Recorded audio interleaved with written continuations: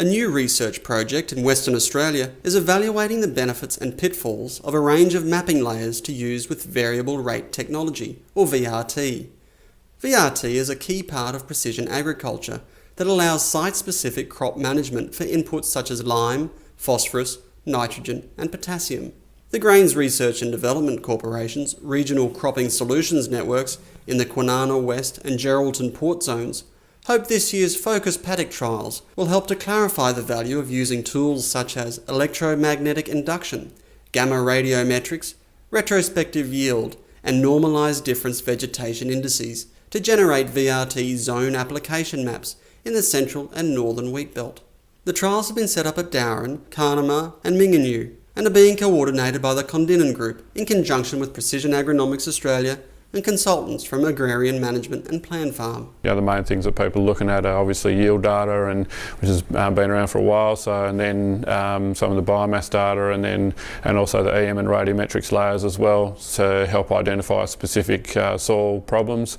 Frank says getting the most out of VRT systems and determining the cost-benefit ratio depends on identifying the constraints to production and which map layers can help to address these. It might be a soil depth issue, for example, so we're never really going to get more than, say a tonne and a half out of that area, whereas in another part of the paddock it's got a good water holding capacity, it's got a potential for 2.5, 3 tonne, so fertilise it for that accordingly. We're definitely seeing benefits from variable rate lime based on, say for example, a thorium layer in some parts of the eastern wheat belt, whereas in say the northern agricultural region on once again that sort of arid sandplain country, we're seeing a lot of value from the total count layer of data. Frank says different layers of data will be useful in different cropping systems and locations. Looking at the rates of change in biomass through the growing season and whether or not that may be used as a predictor of yield. Using the geophysics layers to help identify soil constraint problems and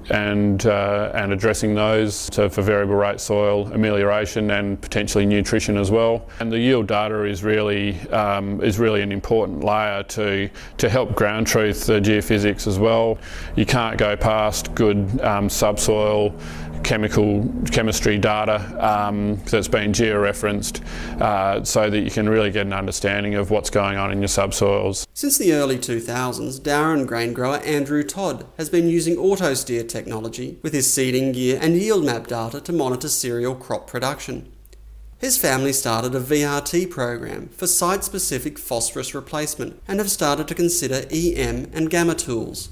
We've run a phosphorus replacement program, just using yield maps to generate those zones, and that's really as far as we've taken it, but because of the variability that we do have in our soil types, it's something that we're starting to put some time and energy and investment into. For example, last year barley that's yielding 4 tonne and half a tonne in the same paddock, so I think there's some CSIRO work done a few years back that basically said VRT can pay if you've got more than 1 tonne of variability. In reality, what we have seen happening in the paddocks is the same as what the yield maps are telling us. We already knew where our poorest areas were and our best areas are. It's just really trying to hone in on where they change from one to the other. Andrew believes the biggest benefits and cost savings from VRT are likely to come from better redistribution of inputs on paddocks.